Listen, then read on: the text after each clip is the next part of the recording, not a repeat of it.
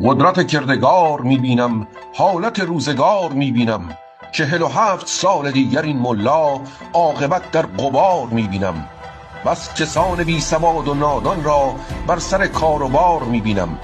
کشوری را که در غم افتاده سخت در اضطرار میبینم. فقر و بیداد و ظلم و بیدادش همچو طوفان شرار میبینم. مردمان را که خسته و زارند در خیابان سوار میبینم. چون خروشند و عهد بشکنند دور این نابکار میبینم.